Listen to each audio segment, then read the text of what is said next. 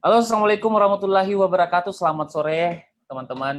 Masih setia menunggu talk show yang diadakan oleh Lintas Terkini. Dan kali ini seperti biasanya, di sore hari ini kita kembali talk show dan pembahasan tidak jauh dari seputar pandemi COVID-19. Nah, tema kali ini, teman-teman, kita berusaha mencoba untuk mengangkat satu tema tentang terobosan dalam industri mais di masa new normal. Nah, apakah mais itu? Nanti kita akan membahasnya dengan salah satu narasumber kita yang tentunya sangat berkompeten lah untuk membahas tentang ini. Nah, di layar sana sudah kita namanya Eko Riko. Selamat sore, Bro Eko. Apa Halo, kabar? selamat sore bro. Selamat sore teman-teman semuanya yang lagi nonton. Sehat-sehat alhamdulillah. Gimana kabar Makassar mendung ya? Makassar mendung. Jadi Bro Eko ini lagi ada di mana nih? Ternate. Kebetulan saya sekarang lagi stay di Ternate dulu karena ada beberapa event dan ada beberapa kontrak juga sama klien yang harus diselesaikan sampai dengan Desember nanti. Jadi nggak bisa kemana-mana dulu nih. Luar biasa. Iya. Bro Eko ini adalah CEO dari Arya Intercom. Nah, tentunya pembahasan kita pasti linear lah dengan beliau ini.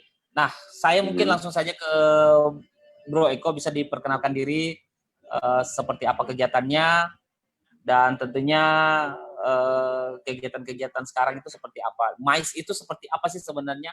Silakan Bro Eko. Oke, siap bro. Ini suara saya kedengeran kan ya? Kedengeran aman ya? Oke, aman, baik. aman. Sebelumnya saya mau perkenalkan diri dulu. Selamat sore buat teman-teman penontonnya Lintas Terkini yang ada di Facebook dan juga yang nonton di channel-channel yang lainnya. Terima kasih udah saksikan acara ini. Sebelumnya saya mau perkenalin dulu, nama saya Eko Riko. Kebetulan saya adalah co-founder sekaligus juga CEO dari Arya Intercom. Nah, Arya Intercom sendiri itu adalah sebuah perusahaan event organizer yang memang spesialisnya itu ya di dunia event organizer. Tapi sebenarnya kita juga berencana mau melebarkan sayap ke konsultan communication corporate kayak gitu. Doain aja semoga semuanya lancar setelah pandemi ini ya. Oke, soal mais sendiri sebenarnya kalau mau googling itu banyak banget pengertiannya ya. Ada by Wikipedia, ada by Jakarta Post dan lain sebagainya, itu punya banyak pengertian. Nah, seperti saya sendiri juga punya pemahaman sendiri ya soal mais atau mice ini ya, MICE ini. Jadi kalau menurut saya mais itu sebenarnya perpaduan ya antara perjalanan wisata atau traveling gitu dengan rangkaian kegiatan bisnis yang dilakukan oleh sekelompok orang atau mungkin beberapa corporate, dan kegiatan ini sebenarnya dilakukan dalam rangka meningkatkan konsep baru tentang pelayanan kepada konsumen, serta bisa jadi kayak pemecah masalah, membangun teamwork yang mungkin sering mereka alami dalam perjalanan usahanya kayak gitu. Nah, dengan kegiatan mais ini sebenarnya diharapkan bahwa semua anggota mais itu bisa melayani konsumen lebih baik lagi, yang pada akhirnya ya seperti semua perusahaan mau ya dapat meningkatkan pendapatannya seperti itu. Nah, kalau mais sendiri itu terdiri dari 4 kata ya, MICE itu meeting, incentive, conference, dan exhibition. Jadi kalau meeting mungkin kita udah tahu meetingnya ya semacam seminar, workshop, dan lain-lain. Sementara kalau insentif itu lebih ke corporate gathering ya, mirip-mirip corporate gathering gitulah, bisa perjalanan wisata sesama kantor atau mungkin antara kantor dengan stakeholder seperti itu. Kalau conference sendiri itu seperti kayak rakornas, gala dinner atau awarding night, kayak biasanya tuh conference ini sering banget dilakukan sama salah satu, boleh nyebut merek nggak sih? Boleh, silakan. Boleh ya, oke. Salah satu bank gitu kan, BCA gitu ya. Misalnya dulu pasti sering dengar banget kayak ada BCA bikin acara BCA apa gitu yang dia ngasih BCA Expo apa segala macam gitu. Kalau itu maksudnya exhibition sih. Kalau expo maksudnya di exhibition. Kalau conference ini lebih ke ini kayak misalnya dia ngasih undian, terus kemudian juga dia kasih award ke beberapa nasabah-nasabah yang memang nasabah priority kayak gitu. Nah, itu mais itu seperti itu kira-kira. Industri mais kalau jadi kita jangan singkatkan sampai salah pikir. Ya, kalau kita kesimpulannya itu mais sendiri itu bergerak di bidang event organizer mengadakan suatu kegiatan Betul. yang besar begitu. Betul. Nah, besar kecil sebenarnya itu dari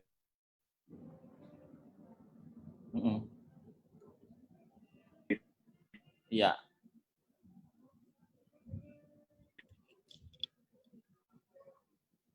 Ya, halo.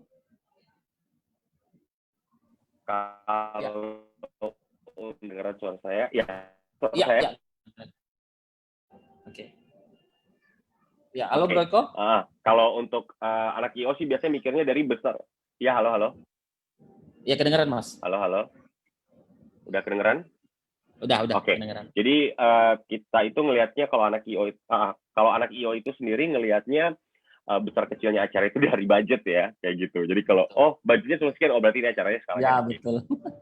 Ada juga teman-teman yang ngelihat dari jumlah peserta, kayak gitu. Cuman banyak banget di luar sana yang mengartikan bahwa MICE itu acara besar melibatkan international conference kayak gitu-gitu. Padahal sebenarnya enggak kayak gitu. Gathering aja bisa dikategorikan MICE sebenarnya, seperti itu. Oke, Cuman memang Bro skalanya Eko. lebih kecil kalau gathering. Boleh. Oke. Bro Eko, jadi otomatis pada selama pandemi corona ini pasti ada efek dong dari industri MICE itu sendiri. Betul. Banget. Banyak banget efeknya. Mulai dari akhirnya beberapa teman-teman IO akhirnya banting setir, dari yang tadinya ngurusin event, jadi akhirnya ngurusin makanan, jualan makanan online, atau juga akhirnya ada malah yang sampai jadi Gojek, atau jadi dia bawa ojek online, atau ada yang sewa-sewain mobilnya, kayak gitu-gitu. Nah, banyak sih, bahkan ada juga yang udah sempet kayak jual alat sih, kayaknya ada deh beberapa yang udah jual alat. Nah, gitu. jadi sekarang nih saya bicara khusus mungkin Bro Eko sendiri, bagaimana bagaimana industri ini tetap bisa berkembang dengan kondisi sekarang harus menjaga protokol kesehatan, terus mengadakan pembatasan lainnya, bagaimana industri ini bisa meningkat meski tetap harus menjalankan new normal. Bagaimana tuh, Bro? Oke, kalau dari saya pribadi ya mau nggak mau kita harus ngikut perkembangan zaman ya.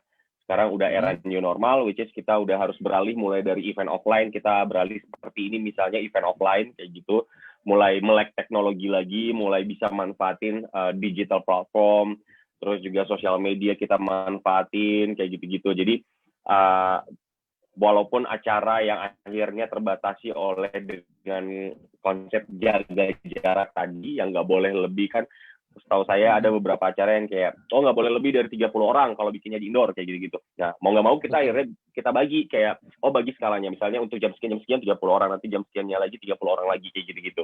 Itu akhirnya kita jadi berimprovisasi sendiri sih, mau nggak mau. Karena kalau misalnya kita tetap saklek kayak karena ada beberapa juga sih teman saya yang teman-teman IO di luar sana yang mungkin idealis ya, kayak bisa kalau bikin event terus nggak ada orang yang nonton live kayak gitu, nggak ada fight-nya kayak gitu, nggak ada fight eventnya tuh nggak terlalu berasa. Artinya ya mau nggak mau karena klien sendiri pun sendiri udah inovasi baru perlu ada ya. Banget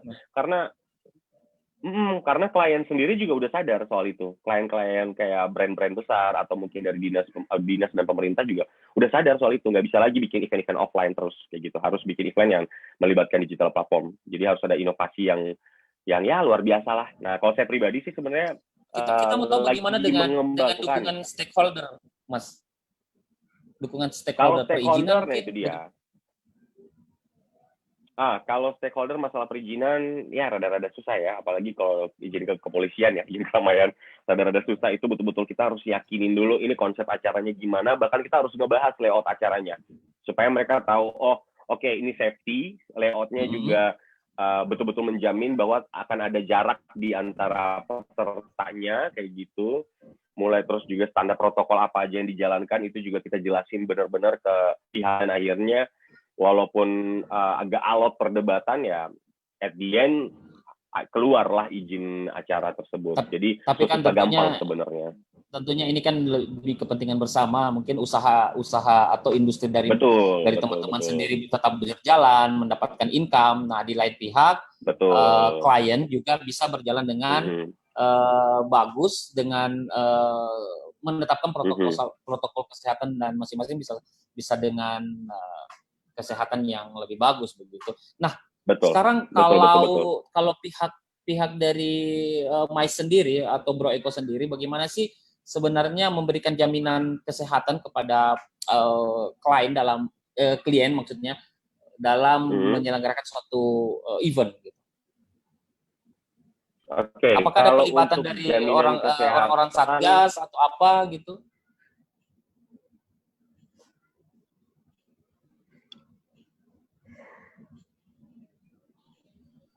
halo, Iya, halo. kedengeran suara Pelibatan, saya? ya, ya kedengaran. Oke, Bagaimana pelibatan dengan mungkin ada pelibatan dari pihak kesehatan atau gimana? oke. Kalau untuk beberapa event sendiri tergantung skalanya ya. Kalau misalnya Hmm. kemarin itu terakhir saya bikin debat apa namanya debat bupati ya, debat pemilihan Kandidat. bupati di area di daerah Maluku Utara sendiri. Debat kandidat, debat calon bupati yaitu sama calon wakil bupatinya. Nah itu karena skala eventnya itu agak besar, jadi mau nggak mau kita yang ngelibatin petugas COVID. Jadi petugas COVID kita libatin, mereka pakai apa sih seragamnya itu namanya seragam putih-putih itulah yang mereka pakai itu, dan Oke. ada semacam APD tenda yang lah, disiapin di luar. menggunakan APD mungkin? Ya, APD-nya dilengkapi. Betul, APD-nya dilengkapin, bahkan ada tenda pemeriksaan di luar yang memang udah standby, tiba-tiba ada tamu. Kita juga siapin ruang transit, jadi tiba-tiba ada tamu yang pada saat kita ukur suhu tubuhnya di atas orang normal, berarti akan kita alihkan ke ruang transit untuk pemeriksaan lebih lanjut. Kayak gitu. Kalau memang betul-betul oke negatif, oke pure murni, baru dipersilakan masuk kalau area acara. Kayak gitu. Jadi, tapi kalau untuk acara-acara yang kecil skalanya, misalnya kayak untuk gathering kantor kayak gitu-gitu, itu kita paling cuman ya menjaga protokol kesehatan aja. Ya seperti biasa, sediain masker, sediain hand sanitizer, tempat cuci tangan dan lain-lain kayak gitu. Jadi overall sebenarnya pemerintah sudah mulai menumbuhkan industri ini, memberikan kesempatan kepada Betul. teman-teman untuk melakukan kegiatan meskipun mungkin ada pembatasan-pembatasan yang lain. Nah, kalau ke depan mungkin dari Arya Intercom sendiri apa sih proyeksi yang akan dilakukan untuk betul-betul kembali melakukan event dengan lebih profesional tapi tidak mengindahkan protokol-protokol kesehatan itu?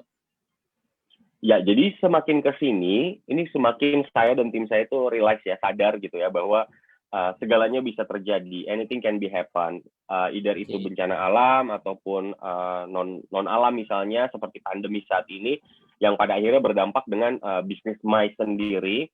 Jadi salah satu terobosan kita adalah dengan mengembangkan beberapa event yang mungkin sudah pernah dicoba di beberapa negara tetangga, bahkan ada juga yang sudah dicoba juga di Indonesia ya, seperti event virtual dengan menggunakan teknologi VR. Itu kalau di gamers, kalau anak-anak gamers pasti tahu nih, paham soal VR. Jadi kayak kacamata yang dipakai, seolah-olah mereka tuh lagi ada di situ. Padahal sebenarnya enggak gitu kan. Mereka bisa menikmati event di rumah, tapi seolah-olah mereka lagi ada di depan panggung. Kayak gitu. Nah, terus ada juga yang mungkin kemarin di Makassar juga sempat buat kalau nggak salah. Nah, kemarin Makassar juga sempat buat kalau nggak masalah ada live concert from car, kayak nonton konser tapi dari dalam mobil, kayak gitu-gitu. Iya benar. Supaya memang kita buat ngejaga supaya perusahaan tetap bisa berkembang, terus engagement ke community atau ke ke konsumen juga tetap ada, serta juga bisa membantu klien untuk tetap istilahnya ya membuat target mereka jadi achieve lah kayak gitu. Jadi itu yang lagi sementara kita kembangkan ke arah sana. Bro Eko ini optimis nggak kita akan menjalani new normal, tetapi industri-industri MICE ini masih tetap berkembang seperti biasa? Optimis banget, karena kalau enggak, Indonesia bakal nggak bisa dipromoin di luar sana, kayak gitu. Kayak ini saja, saya sementara nggarap, tapi lewat video aja promonya. Kebetulan untuk persiapan Paris Fashion Week tahun depan, nah kita ngegarap video. Iya, kita ngegarap video, tapi untuk area Maluku Utara ya, kita ngegarap video promosinya, terus beli space di sana untuk sewa Megatron untuk putar video-video tentang promosi yang ada di Maluku Utara tentang wisata dan budayanya, supaya orang mulai pelan-pelan turis asing mulai bisa datang lagi ke sini seperti sedia kala. Kayak gitu sih, dan saya berharap se-Indonesia bisa sama. Kalau ngomong kendala, apa sih sebenarnya kendala yang saat ini dirasakan? Kendalanya adalah ya tadi regulasi aja sih yang kendalanya. sama banyak budget yang dipangkas, itu dia kendalanya. Jadi kalau swasta mungkin akhirnya beralih ke event virtual, otomatis event virtual kan lebih cheaper ya, lebih murah daripada event offline ya kan. Nah, terus juga kalau dinas-dinas terkait atau pemerintah sendiri mulai mengurangi budgetnya kan, dari ada promo ini promo itu, akhirnya dikurangin, kegiatan-kegiatan offline, kegiatan-kegiatan event, promosi juga akhirnya dikurangin, lebih banyak malah rapat-rapat aja. Ya udah, mau gimana lagi. Ada gitu saran nggak untuk pemerintah nih? Kalau saran sih mungkin lebih bisa ini kali ya, kayak mulai memperhatikan kita tim-tim event organizer, MICE terutama, dan juga bisa melirik atau juga mengikuti contoh-contoh dari negara-negara lain yang mau nggak mau mereka walaupun terkena dampak corona, terkena dampak COVID-19, tapi mau nggak mau mereka tetap harus bisa mempromosikan daerahnya, karena itu kan salah satu pemasukan buat negara juga sebenarnya. Karena iya betul, karena saya dengar bahkan Bali sekarang udah sepi banget, nggak ada bule sama sekali kayak gitu. Jadi ya mungkin ada beberapa teknik-teknik kecuali bule yang extend mungkin ya. Ya, kecuali bule yang nggak bisa pulang kayak gitu, atau bule yang udah married sama orang lokal kayak gitu kan. Nggak mau udah harus stay. Karena sebenarnya ada salah satu programnya Keenan Pierce yang menurut saya itu sangat-sangat spektakuler sih, programnya untuk berbicara soal pariwisata, perkembangan pariwisata dan juga event MICE di Indonesia untuk bisa dikembangkan supaya bisa lebih dari negara lain dan bisa mendatangkan lebih banyak pariwisata. Itu sebenarnya udah lumayan bagus sih dari punyanya programnya si Keenan Pierce ini. Cuman ya itu tadi balik lagi, pemerintah mungkin sekarang lebih memfokuskan budgetnya ke penanganan COVID dibandingkan mungkin ya istilahnya kayak dari kalau dulu ada sekitar 10% untuk budget promosi, event dan lain sebagainya, ya sekarang mungkin dikurangi jadi cuma 3 atau sampai 2% kayak gitu-gitu aja. Jadi memang perlu ada open mind dari pemerintah sendiri, karena otomatis bro, ini kan industri MICE ini tidak jauh beda dengan industri pariwisata, karena mau tidak mau apalagi tujuan-tujuan bisnis itu betul sangat-sangat terikat. Nah, apalagi kalau tidak salah berdasarkan data 4Case itu kunjungan wisata dengan tujuan bisnis bahkan pada bulan Juni itu sudah mulai meningkat gitu. Iya, apalagi beberapa sekarang hotel bahkan dengan di pelonggaran sendiri udah mulai buka loh. Iya betul. Betul sudah mulai banyak sekarang. Betul sekali. Nah, itulah mengapa kita juga berbicara tentang mengulas tentang hal ini, karena kita ingin banyak teman-teman di sana yang mungkin baik itu event organizer, baik pun orang-orang MICE sendiri yang memang sekarang ragu untuk apakah sekarang sudah ada teman-teman yang buka, apakah teman-teman sudah ada klien atau tidak. Nah, dengan demikian teman-teman bisa melihat bahwa sekarang sudah mulai berkembang, otomatis ya kehidupan sudah mulai berjalan new normal itu. Nah, kita tidak berlama-lama mungkin, Bro. Jadi saya mungkin di sini lebih penekanan kepada Bro, mungkin lebih bisa memberikan penekanan kepada teman-teman yang juga bergelut dalam industri ini, apa yang harus mereka lakukan seperti itu. Oke. Mungkin sedikit kalau mau dibilang jangan juga kayaknya saya nggak terlalu senior amat ya di event. Saya berbagi tips aja sih kalau dari saya, kira-kira apa yang sudah saya lakukan adalah dengan ya mau nggak mau kita harus tetap berinovasi, jangan sampai termakan dengan idealisme bahwa event offline lebih layak, lebih enak, lebih berasa vibe-nya, atau mungkin engagement community lebih banyak. Enggak. Di luar sana banyak banget acara-acara seminar virtual yang bisa teman-teman ikutin tentang bagaimana tetap how to struggle ketika pandemi kayak gitu, how to struggle untuk tetap ngerjain event, tetap buat event tapi di dalam pandemi. Itu banyak banget seminar-seminar dilakukan oleh bahkan Kemenparekraf juga sering banget bikin seminar semacam itu. Jadi teman-teman harus bisa open minded lagi, harus bisa berinovasi, terlepas dari jangan terpaku pada ini konspirasi atau ini buang jauh-jauh pandangan itu, karena ingat dapur teman-teman harus ngebul, itu dia. Jadi move on dan ya bener, harus move on lah dari yang kayak gitu-gitu. Udahlah, mau beneran ini konspirasi mau enggak ya nggak akan ada yang kasih makan kalau kita nggak kerja, ibaratnya gitu kan. Jadi ya tetap struggle aja buat teman-teman, tetap semangat. Oke, saya mau closing statement. Apa mungkin closing statementnya dari Bro Eko sendiri dan bisa menjadi saran buat pemerintah atau stakeholder yang lain. Silakan, Bro. Oke. Oke, di masa pandemi ini tentunya satu cobaan yang cukup berat buat kita semuanya ya, terutama juga mungkin bukan cuma hanya di bidang event organizer, MICE dan lain-lain, tapi juga di bagian di bidang budaya, pariwisata, kemudian juga banyak banget UMKM yang akhirnya gulung tikar. Nah, pesan saya buat teman-teman, jangan mau patah semangat, coba cari celah di mana bisa memanfaatkan kelemahan kita untuk menjadi kelebihan kita, kayak gitu. Jadi tetap mencari celah, tetap berusaha, dan jangan lupa juga untuk selalu berdoa supaya kita bisa segera selesai dari yang namanya corona ini, kita bisa selesai dari situasi yang sangat-sangat sulit ini, terus juga mungkin bisa lebih berinovasi, mencari sumber referensi-referensi terbaru, atau juga mungkin mengikuti seminar-seminar lain di luar sana yang istilahnya bisa membuka pola pikir kita bahwa pandemi bukan satu-satunya hal yang bisa menghalangi kita untuk tetap berkarya, seperti itu kira-kira. Luar biasa, Bro Eko Riko, CEO dari Arya Intercom. Terima kasih banyak, Bro. Dan terima kasih Bro Erwin juga dan teman-teman Lintas ya. Terkini ya. Terima kasih banyak buat udah undang saya.